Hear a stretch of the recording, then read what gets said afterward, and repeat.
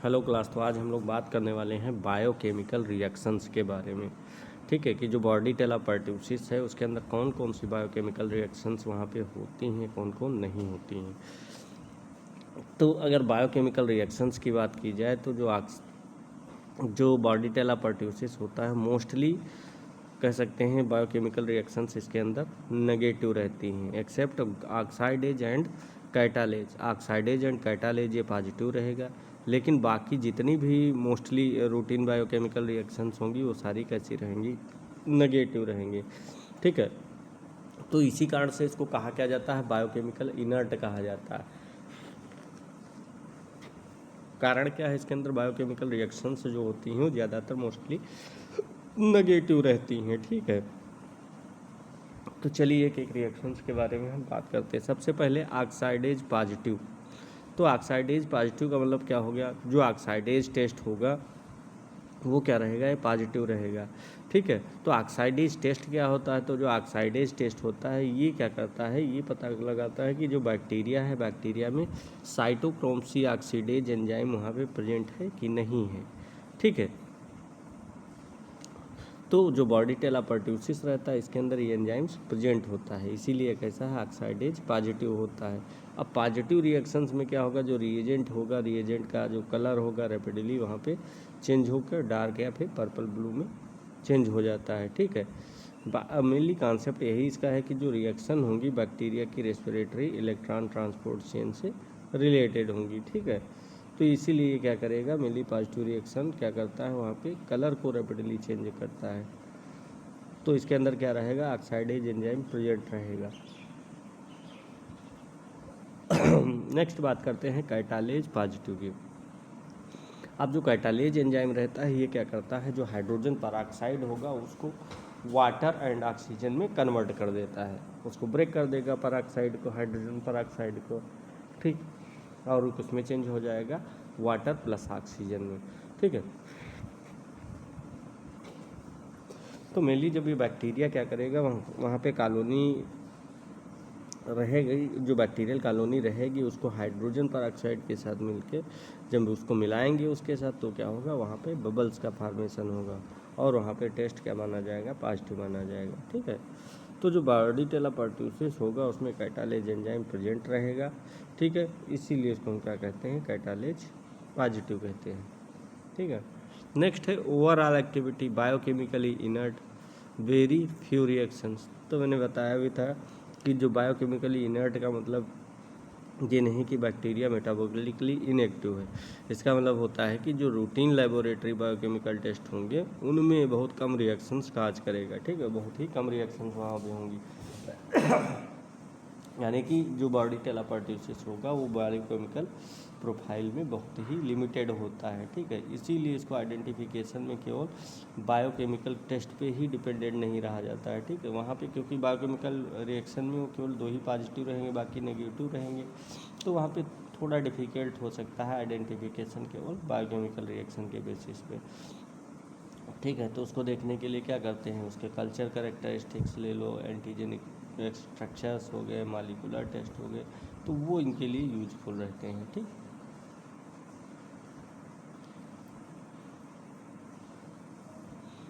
Next हम बात करते हैं carbohydrate fermentation. Does not ferment carbohydrate. अब बॉडी टेलापर्ट्यूसिस क्या रहेगा, कार्बोहाइड्रेट का भी फर्मेंटेशन नहीं करता है। ठीक है, तो जितनी भी वहाँ पे कार्बोहाइड्रेट्स होंगी, चाहे ग्लूकोज हो, लैक्टोज हो गया, सुक्रोज हो गया, और भी बहुत सारे कह सकते हैं जो शुगर्स रहती हैं, उनका रूटीन फर्मेंटेशन टेस्ट में कह सकते हैं वहाँ पे एसिड गैस का प्रोडक्शन नहीं करेंगी। अब जब एसिड गैस का प्रोडक्शन नहीं करेंगे तो इसी वजह से ये कैसा होगा, नॉन फर्मेंटेटिव ऑर्गेनिज्म होता है। ठीक है, मतलब जो नॉन फर्मेंटेटिव होगा कि मतलब यहाँ पे कार्बोहाइड्रेट का फर्मेंटेशन नहीं होगा, और इसी प्रॉपर्टी के कारण इसे क्या किया गया, जो अदर बैक्टीरिया होते हैं उनसे इनको हम डिफ्रेंशिएट कर सकते हैं। ठीक है, तो इसी कारण से इसको दूसरे डिफ्रेंशिएट कर सकते हैं। नेक्स्ट हो गया इंडोल टेस्ट नेगेटिव। तो अब इंडोल टेस्ट क्या पता करता है, तो मेनली जो बैक्टीरिया हो गया, बैक्टीरिया ट्रिप्टोफेन के कह सकते हैं, जो ट्रिप्टोफेन रहेगा, ट्रिप्टोफेन को इंडोल में वहाँ पे कन्वर्ट करने वाला एंजाइम जो ट्रिप्टोफेनेज रहता है वो प्रोड्यूस करता है या नहीं करता है। ठीक है, तो इंडोल टेस्ट से यही पता कर पाते हैं कि जो ट्रिप्टोफेनेज एंजाइम होगा वहाँ पे वो प्रोड्यूस होगा या नहीं होगा। और बॉडी टेलापर्ट्यूसिस कैसा है, केमिकली सिग्निफिकेंट ट्रिप्टोफेनेज एक्टिविटी नहीं होती है, इसीलिए नेगेटिव है। ठीक है, इसीलिए यहाँ पर क्या बोला गया है, इंडोल नेगेटिव रहेगा। ठीक है, बैसिलस पर्ट्यूसिस। तो जो नाइट्रेट वहाँ पे रहेगा, नाइट्राइट रहेगा, तो उस कंडीशन में भी ये क्या रहेगा, वहाँ पे नेगेटिव रहता है। ठीक है, क्योंकि ये नाइट्रेट रिडक्शंस कैसा है, नेगेटिव है। ठीक है, तो जो बैक्टीरिया होगी ये नाइट्रेट को नाइट्राइट में कन्वर्ट नहीं कर पाएगा। ठीक है, उन्होंने बताया कि क्योंकि वहाँ पे रिडक्शन हो रहा तो नाइट्रेट को नाइट्राइट में कन्वर्ट नहीं कर पाएगा। ठीक है, तो बॉडी टेलापर्ट्यूसिस होगा वो रूटीन वहाँ पे माइक्रोस्कोपी के लिए रिस्पॉन्सिबल होता है, और वहाँ पे कह सकते हैं ये जो टेस्ट रहेगा नेगेटिव रहेगा नाइट्रेट। ठीक है, ये नाइट्रेट को नाइट्राइट में कन्वर्ट नहीं कर पाता।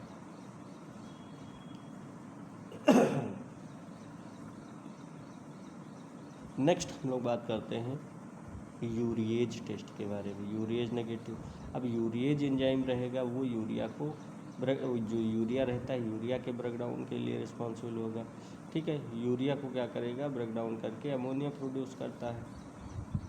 अगर वहाँ पे यूरिएज एंजाइम प्रेजेंट है तो अमोनिया के कारण जो मीडियम होगा उसका पीएच वहाँ पे बढ़ता होगा। अगर नहीं होगा तो क्या होगा, वहाँ पे नहीं बढ़ता होगा। ठीक है, तो अगर यूरिएज प्रेजेंट है तो वहाँ पे अमोनिया का कारण वहाँ पे मीडियम पीएच रहेगा, बढ़ता है, और वहाँ पे जो इंडिकेटर्स होंगे वो कलर चेंजेस शो करेंगे। ठीक है, तो इसी कारण से क्या होगा, वहाँ पे जो बॉडी टेलापर्ट्यूसिस होता है ये इसके अंदर यूरिएज एक्टिविटी नहीं होती है। ठीक है, तो ये यूरिएज नेगेटिव रहता है। ठीक, इसके अलावा नेक्स्ट बात करते हैं culture utilization negative. Culture utilization negative, तो इसका मतलब होगा साइट्रेट यूटिलाइजेशन नेगेटिव। अब साइट्रेट यूटिलाइजेशन नेगेटिव टेस्ट का मतलब होता है कि जो बैक्टीरिया होगा वो साइट्रेट को वहाँ पे कार्बन सोर्स के रूप में यूटिलाइज नहीं कर पाएगा। ठीक है, तो ऐसी कंडीशन, तो इसीलिए इसको क्या कहा गया है, ये कैसा रहता है, साइट्रेट यूटिलाइजेशन नेगेटिव रहता है। ठीक है, क्योंकि जो ये बॉडी टेलापर्ट्यूसिस होगी ये साइट्रेट को कह सकते हैं यूटिलाइज नहीं कर पाएगा कार्बन का ब्रेकडाउन सोर्स के रूप में यूज करके। ठीक है, तो इसीलिए नेगेटिव होगा। तो ये सारी बायोकेमिकल्स रिएक्शंस थी। तो मैंने बताया कि जो ऑक्साइडेज हो गया और कैटालेज ये दोनों पॉजिटिव रहते हैं, बाकी जितने भी हैं वो सारे क्या रहेंगे, नेगेटिव रहते हैं। ठीक है,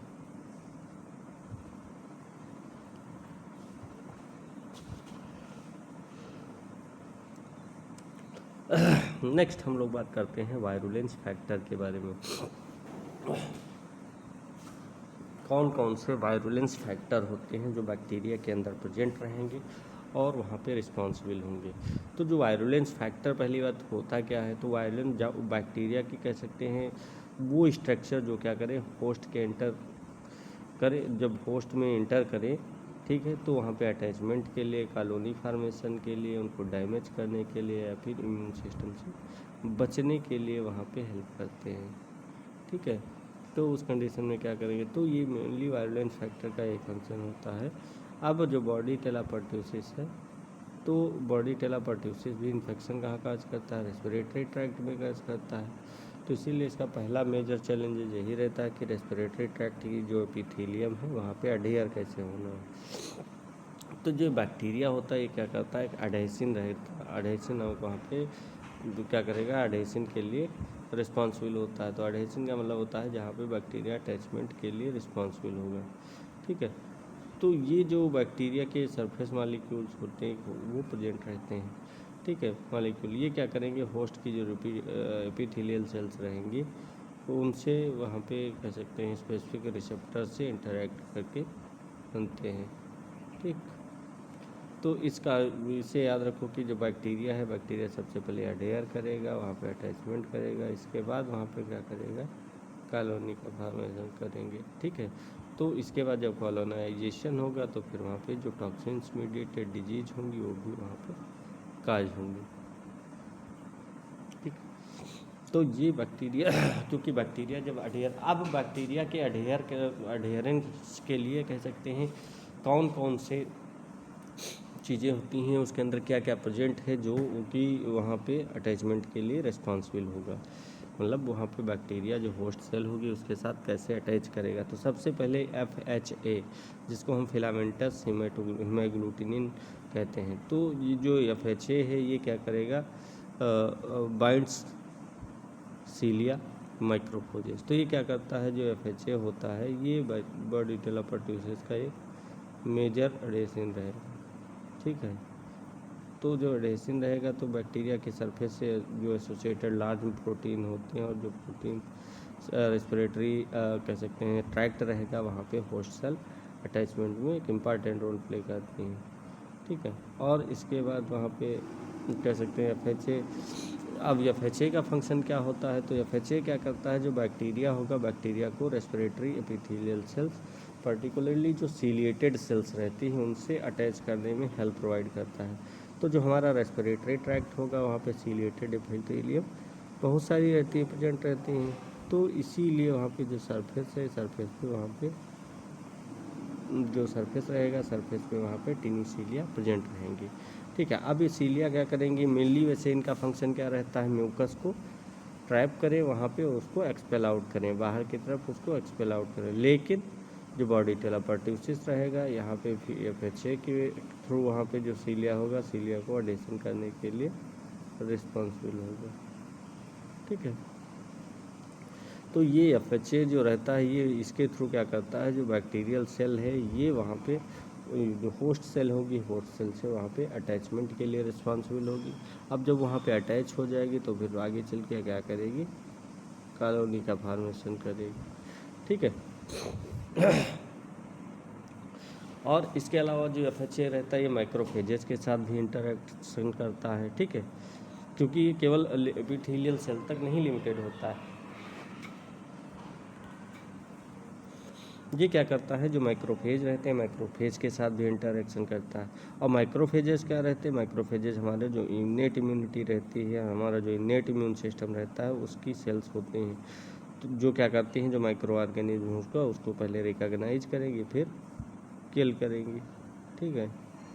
तो इस कारण से वहाँ पे जो माइक्रोफेज रहेगा माइक्रोफेजेस के साथ भी इंटरेक्शन करेंगी। और माइक्रोफेजेस क्या करेंगी, जो हमारी कह सकते हैं इनेट इम्यूनिटी रहती है, इनेट इम्यून सिस्टम रहता है, वहाँ की सेल्स होंगी जो क्या करती हैं, माइक्रो ऑर्गेनिज्म को वहाँ पे रिकॉग्नाइज करेंगी और वहाँ पे फेगोसाइटोसिस काज करेंगी। तो इसीलिए जो FHA रहेगा, फिलामेंटस हीमोग्लूटिनिन रहेगा, उसका जो माइक्रोफेजेज इंटरेक्शन हो गया वो बॉर्डिटेला परट्यूसिस की पोस्ट पैथोजन इंटरेक्शन में वहाँ पे इम्पोर्टेंट रहेगा, ठीक। तो इस कारण से वहाँ पे क्या होगा, पैथोजन और होस्ट का इंटरेक्शन होता है, ठीक है। तो जो बॉर्डिटेला परट्यूसिस होगी उसकी जो अटैचमेंट मशीनरी होगी उसका एक मेजर कंपोनेंट यही रहता है, ठीक है। नेक्स्ट हम बात करते हैं फिम्ब्री। फिम्ब्री किसके लिए, एडेशन के लिए रिस्पॉन्सिबल होती है। तो फिम्ब्री के बारे में हम लोग पढ़ भी चुके हैं पहले भी कि जो फिम्ब्री होती हैं बैक्टीरियल सरफेस पे छोटे हेयर लाइक स्ट्रक्चर्स वहाँ पे प्रोटीन्स के बने अपेंडेजेज होते हैं। मेनली इनका फंक्शन क्या रहता है कि जो होस्ट सेल है होस्ट सेल के साथ अटैचमेंट करना, ठीक है। तो जो बॉर्डिटेला परट्यूसिस होगी वो क्या करेगी, जो बॉर्डिटेला परट्यूसिस होगी ये क्या करती है, इसके सरफेस पे बैक्टीरिया वहाँ पे बैक्टीरिया की जो सरफेस होगी वहाँ पे हेयर लाइक वहाँ पे अपेंडेजेस प्रेजेंट रहेंगे, ठीक है। तो इससे क्या होगा, जो मेजर फंक्शन होगा, मेजर इनका फंक्शन क्या रहता है कि जो होस्ट सेल होगी होस्ट सेल के साथ attachment.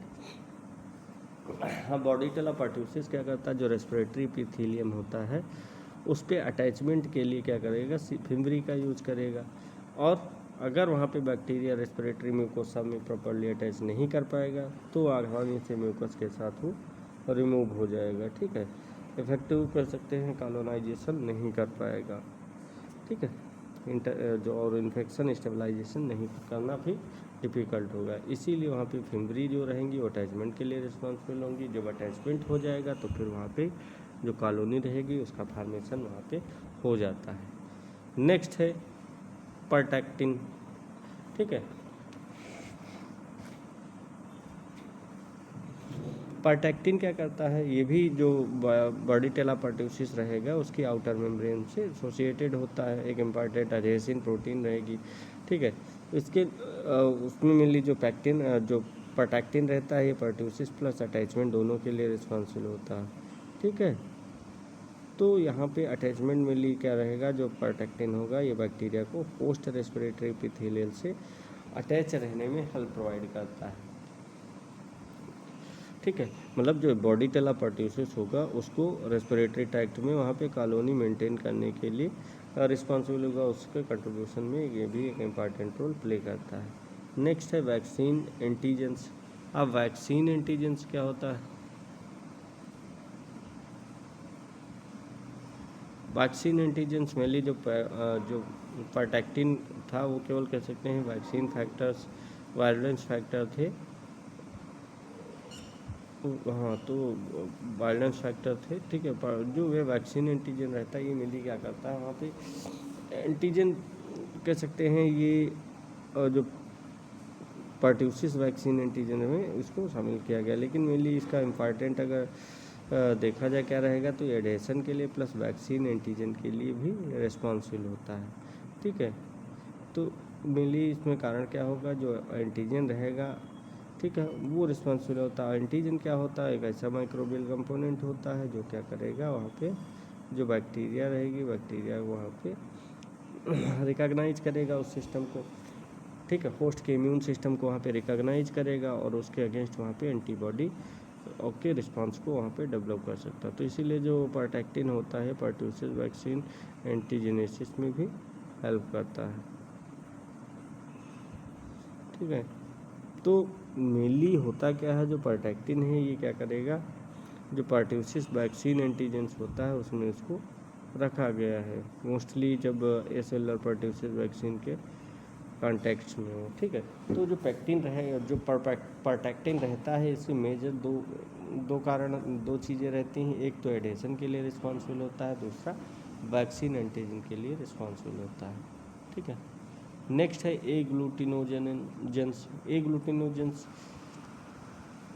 Surface antigens for attachment. तो जो ए ग्लूटिनोजेंस रहता है ये क्या करेगा, जो बॉडी टेला पार्ट्यूसिस होगा और बॉडी टेला पार्ट्यूसिस की सरफेस पे जो प्रेजेंट एंटीजेनिक वेरिएशन रहता है उसको वहाँ पे ये रिकॉर्ड करने का काम करता है, ठीक है। मेनली ये क्या करेगा, जो ए ग्लूटिनेशन है ये जो एंटीजन आगे जो वहाँ पे उसके अगेंस्ट जो एंटीबॉडीज रहती हैं उसको बनने पर वहाँ पे जो बैक्टीरिया होगा बैक्टीरिया के ए ग्लूटिनेशन रिएक्शन डिमॉन्स्टर कर सकते हैं, ठीक है। लेकिन देखिए सबसे इम्पॉर्टेंट चीज़ ये है कि जो सरफेस अटैचमेंट है यानी जो बैक्टीरियल सरफेस होस्ट होता है उसके इंटरेक्शन में भी कंट्रीब्यूट करते हैं, और जो रेस्पिरेटरी एपिथेलियल सेल्स होगी वहाँ पे भी कॉलोनी का कह सकते हैं कॉलोनाइजेशन को सपोर्ट करेंगे, ठीक है। तो मेनली जो बॉडी टेला पार्ट्यूसिस होता है मेनली अटैचमेंट के लिए इसमें क्या प्रेजेंट होता है, FHA रहता है, इसके अलावा फिम्बरी हो गई, पार्टैक्टिन हो गया और एक ग्लूटिन एजेंट्स हो गया। तो ये सारे कंपोनेंट्स वहाँ पे प्रेजेंट रहते हैं, ठीक है। नेक्स्ट हम बात करते हैं कॉलोनाइजेशन की। तो कॉलोनाइजेशन क्या होता है, तो कॉलोनाइजेशन मैंने बताया कि बैक्टीरिया क्या करेगा, जैसे रेस्पिरेटरी ट्रैक्ट में वहाँ पे जाके कॉलोनी का फॉर्मेशन करता है, ठीक है।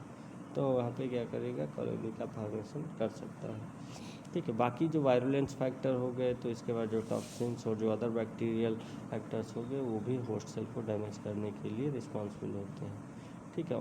तो चलिए पढ़ते हैं और कौन से वो टॉक्सिन्स रहते हैं जो बैक्टीरियल को डिस्ट्रॉय करने के लिए वहाँ पे रिस्पॉन्सिबल होते हैं, ठीक। तो सबसे पहले अगर टॉक्सिन्स की बात करें तो कौन सा दिया गया है, for tissue damage and purifying pertussis toxins. अब देखो अडेशन तो पहले हो गया कि वहाँ पे जो बैक्टीरिया गया वो जाके होस्ट सेल से वहाँ पे अटैचमेंट कर लिया जाके, ठीक है। अब उसके अटैचमेंट के बाद क्या करेगा, वहाँ के सेल्स को डैमेज करेगा, ठीक। अब डैमेज करने के लिए क्या करता है, टॉक्सिन्स प्रोड्यूस करता है, ठीक है। कौन कौन से टॉक्सिन्स हो गए, तो सबसे पहले पार्ट्यूसिस टॉक्सिन्स। तो जो बॉडी टेला रहता है इसका सबसे इम्पॉर्टेंट टॉक्सिन्स रहेगा पार्ट्यूसिस टॉक्सिन्स, ठीक है। और अब पर्ट्यूसिस टॉक्सिन क्या करता है, ये जो CMP लिम्फोसाइटोसिस काज करता है। मेनली जो पर्ट्यूसिस टॉक्सिन्स होगा, ये जो होस्ट सेल होगा, होस्ट सेल के जो रेगुलेटरी प्रोटीन्स रहती है उसके इंटेस्टाइनल ट्रैक्ट में, वहाँ पे ADP राइबोलेशन वहाँ पे नहीं होता है। ठीक है, तो यही तो मेनली क्या होगा, जो वहाँ पे जो पर्ट्यूसिस टॉक्सिन्स होगा होस्ट सेल के अंदर जाएगा, वहाँ पे ये क्या करेगा, ADP राइबोसाइलेट करता है। अब नॉर्मली क्या होगा, जो प्रोटीन है ना एडिनाइलेट साइक्लेज था, उसको ये इनहिबिट करेगा, जिससे क्या होगा वहाँ पे इनहिबिशन, ये PT इनहिबिशन को क्या कर देगा, ब्लॉक कर देगा। ठीक है,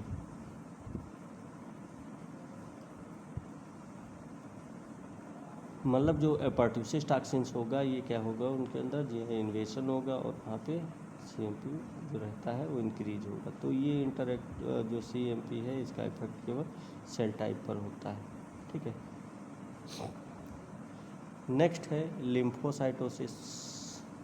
लिम्फोसाइटोसिस भी काज करता है। जो पर्ट्यूसिस टॉक्सिन्स होता है, ये क्या करेगा, लिम्फोसाइटोसिस काज करेगा, क्योंकि जो ये टॉक्सिन्स रहेगा, पर्ट्यूसिस टॉक्सिन्स, ये क्या करता है, लिम्फोसाइट्स को वहाँ पे ब्लड स्ट्रीम में अकोमुलेट करने पर वहाँ पे कंट्रीब्यूट करता है। तो इसीलिए जो पर्ट्यूसिस होगा उसमें करेक्टरिस्टिक यही है कि एब्सोल्यूट जो लिम्फोसाइटोसिस होगी वो हो सकती है, खासकर जो चिल्ड्रंस होंगे या फिर जो एडल्ट होंगे वहाँ पे। ठीक है, तो नेक्स्ट है इम्यून सप्रेशन के लिए। तो ये क्या करता है, ये हमारी जो इम्यून सेल्स रहती हैं उनके नॉर्मल सिग्नलिंग को डिस्टर्ब कर देता है। मेनली जो होस्ट इम्यून रिस्पॉन्स होगा उसको वहाँ पे ल्यूकोसाइट्स के फंक्शंस को, जिससे क्या हो गया, जो होस्ट इम्यून रिस्पॉन्स और जो ल्यूकोसाइट फंक्शन होंगे दोनों इफेक्ट होंगे। तो जिससे क्या होगा, जो बैक्टीरिया होगा, बैक्टीरिया को वहाँ पे क्लियर करना डिफ़िकल्ट होगा, क्योंकि कॉलोनाइजेशन है और जो परसिस्टेंस होगी वो वहाँ पे इंक्रीज होती है। ठीक है, नेक्स्ट है हिस्टामिन सेंसिटाइजेशन। तो जो पर्ट्यूसिस टॉक्सिन है यह क्या करता है, जो होस्ट को हिस्टामिन के इफेक्ट के अगेंस्ट वहाँ पे सेंसिटिव बनाता है। तो इस फिनोमेना के कारण जो इसी को क्या कहते हैं, हम हिस्टामिन सेंसिटाइजेशन कहते हैं। यानी रिलेटिवली जो स्मॉल अमाउंट में वहाँ पे हिस्टामिन है वो भी क्या होगा, वहाँ पे एक्जेरेट होगा। ठीक है, जिसके रिस्पॉन्स से वहाँ पे जो रिस्पॉन्स प्रोड्यूस होगा और वहाँ पे क्या करता है, वहाँ पे रिस्पॉन्स प्रोड्यूस करता है। ठीक है, नेक्स्ट है हाइपोग्लाइसीमिया। तो बहुत सारे पर्ट्यूसिस में क्या होगा, जो पर्ट्यूसिस टॉक्सिन्स रहते हैं उसके से एसोसिएटेड जो मेटाबॉलिक इफेक्ट होंगे उसके कारण वहाँ पे हाइपोग्लाइसीमिया की कंडीशन डेवलप होती है, पर्टिकुलरली जो सीवियर डिजीज होंगी उसमें। ठीक है, इसीलिए जो पर्ट्यूसिस टॉक्सिन्स हो गए, इसके इफेक्ट को केवल वहाँ पे रेस्पिरेटरी ट्रैक्ट कह सकते हैं, वहीं तक नहीं रहता है। ये क्या करेगा, जो सिस्टमिक मेटाबॉलिक इफेक्ट होगा वो भी काज करता है। ठीक है,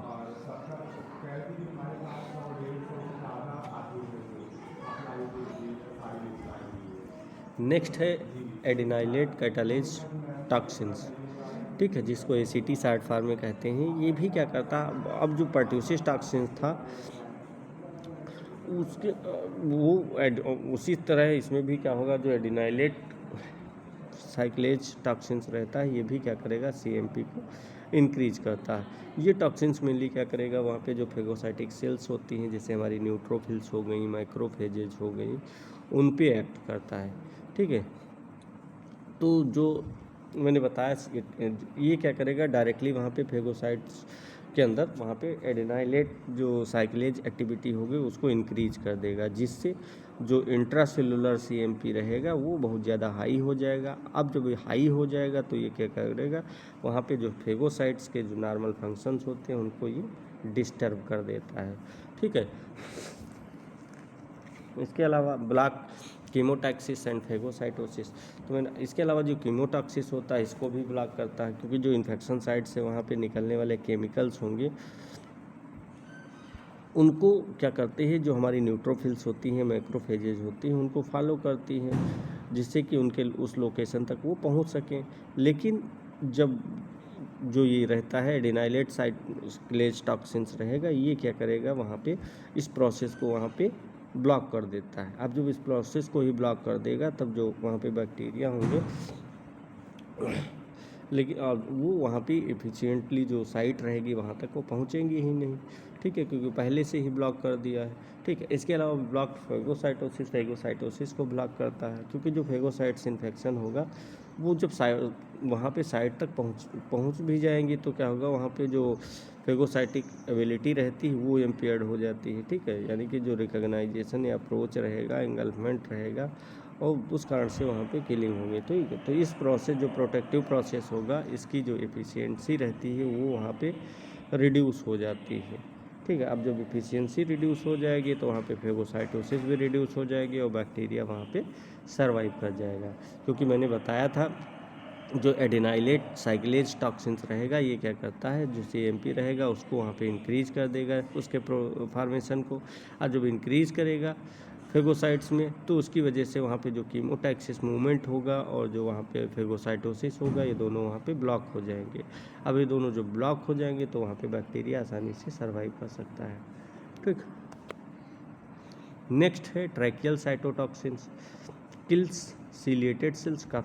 तो मेनली क्या होता है, जो ट्रैकियल साइटोटॉक्सिन्स होता है ये क्या करता है, स्पेशली जो रेस्पिरेटरी एपिथेलियल सेल्स होती हैं उनको वहाँ पे जो सीलिया प्रेजेंट होती हैं, सीलिया को वहाँ पे ये किल करने का काम करता है। मेनली जो हमारी ट्रैकिया हो गई, ब्रोंकाई हो गई, वहाँ पे जो सीलिएटेड एपिथेलियल सेल्स रहती हैं उनके ऊपर, क्योंकि ये सीलिया क्या करती हैं, म्यूकस को एक्सपेल आउट करने के लिए रिस्पॉन्सिबल होती हैं, ऊपर की तरफ मूवमेंट इसके करती हैं, जिससे जो माइक्रो ऑर्गेनिज्म हैं और जो पार्टिकल्स हों रेस्पिरेटरी ट्रैक्ट से बाहर आ जाए, ठीक है। इसी को हम क्या कहते हैं, म्यूकोसिलियरी क्लियरेंस कहते हैं। लेकिन जो बॉडी टेलापर्ट्यूसिस होगा इसके अंदर जो ट्रैकियल साइटोटॉक्सिन्स रहता है ये क्या करता है, सिलेटेड एपिथेलियल सेल्स को वहाँ पे डैमेज कर देता है, कह सकते हैं किल कर देता है। अब जब उसको डैमेज कर देगा, किल कर देगा, तो उसकी वजह से वहाँ पे सीलिया होंगी, उनका मूवमेंट नहीं होगा, म्यूकस मूव नहीं कर पाएगा और बैक्टीरिया पार्टिकल्स वहाँ पे बाहर नहीं निकलेंगे। लेकिन जो TCT रहता है ये क्या करेगा, वहाँ पे सिलेटेड सेल्स को डैमेज करेगा और वहाँ पे म्यूकोसिलियरी क्लियरेंस डिक्रीज हो जाएगा, ठीक है, जिससे जो म्यूकस होगा प्लस बैक्टीरिया प्लस जो डिब्रीज होंगी वो वहाँ पे अकोमुलेट होने लगेंगी और रेस्पिरेटरी ट्रैक्ट इरिटेटेड होने लगेगा। अब जो इरिटेटेड होगा तो उसकी वजह से वहाँ पे परसिस्टेंट कफ, प्रॉक्सिमल कफ डेवलप हो जाती है, ठीक है। तो जो ट्रैकियल साइटोटॉक्सिन्स रहेगा ये क्या करेगा, सीलिया को डैमेज, जो सिलिएटेड सेल्स रहती हैं उनको डैमेज कर देता है, जिससे वहाँ पे जो म्यूकोसिलियरी क्लियरेंस होता है वो नहीं हो पाता है, डिक्रीज हो जाता है और वहाँ पे रेस्पिरेटरी इरिटेशन की कंडीशन डेवलप हो जाती है, जिससे वहाँ पे कफ प्रोड्यूस होने लगता है, ठीक। नेक्स्ट है डर्मोनेक्रोटिक टॉक्सिन से क्या करता है, लोकल नेक्रोसिस काज करता है, ठीक है। तो डर्मोनेक्रोटिक मतलब डर्मोमिस क्या होता है, स्किन, नेक्रोटिक मीन्स टिश्यू। तो ये क्या करता है, जो स्किन के टिश्यूज़ की होते हैं वहाँ पे लोकल टिश्यूज़ को डैमेज करेगा और वहाँ पे नेक्रोसिस डेवलप करेगा, ठीक है, क्योंकि वहाँ पे लोकलाइज्ड वेस्कुलर इंजरी काज करेगा और वहाँ पे टॉक्सिन्स क्या करेंगे, लोकल इफेक्ट वहाँ पे काज करेंगे और वहाँ पे जो टिश्यूज़ होंगी वो डैमेज हो जाएंगी या फिर कह सकते हैं उनकी डेथ हो जाएगी। हालांकि जो ह्यूमन पर्ट्यूसिस रहेगा वो केवल वहाँ पे जो पर्ट्यूसिस टॉक्सिन्स रहेगा और जो ट्रैकियल साइटोटॉक्सिन्स रहता है उसकी अपेक्षा वहाँ पे इतना ज़्यादा डोमिनेंट वहाँ पे नहीं रहता है, ठीक। नेक्स्ट है एंडोटॉक्सिन्स। अब जो बॉडी टेलापर्ट्यूसिस एक ऐसा बैक्टीरिया है, ग्राम नेगेटिव बैक्टीरिया है, इसीलिए इसकी जो आउटर मेम्ब्रेन होती है वहाँ पे क्या प्रेजेंट रहेगा, लाइपोपॉलीसैकेराइड रहेगा, जो कि वहाँ पे एंडोटॉक्सिन एक्टिविटी से रिलेट किया जा सकता है, क्योंकि वो एंडोटॉक्सिन एक्टिविटी के लिए रिस्पॉन्सिबल होता है। अब जो बैक्टीरियल कंपोनेंट्स होंगे ये होस्ट के इम्यून सिस्टम को वहाँ पे स्टिमुलेट करेंगे, तो वहाँ पे इन्फ्लामेटरी मीडिएटर्स क्या करेंगे, साइटोकाइंस को रिलीज करेंगे, ठीक है। तो इसी कारण से वहाँ पे साइटोकाइंस रिलीज हो सकते हैं, ठीक है। तो मेनली होता क्या है कि जो बैक्टीरियल कंपोनेंट्स होंगे ये क्या करेंगे, इन्नेट इम्यून को रिकग्नाइजेशन करेंगे और वहाँ पे जिसके कारण वहाँ पे जो इन्फ्लामेटरी साइटोकाइंस होंगी वो रिलीज होंगी और वहाँ पे लोकल या सिस्टमिक इन्फ्लामेशन काज हो सकता है। तो इसी कारण से वहाँ पे फीवर है या इन्फ्लामेटरी मैनिफेस्टेशन कंट्रीब्यूट कर सकते हैं। तो ये सारे सिम्टम्स वहाँ पे अपीयर हो सकते हैं। ठीक है, तो चलिए आज हम इतना ही रखते हैं। नेक्स्ट क्लास में पढ़ेंगे में इसकी क्या पैथोजेनेसिस होती है। ठीक है, ओके क्लास, आज इतना ही, बाकी नेक्स्ट क्लास में।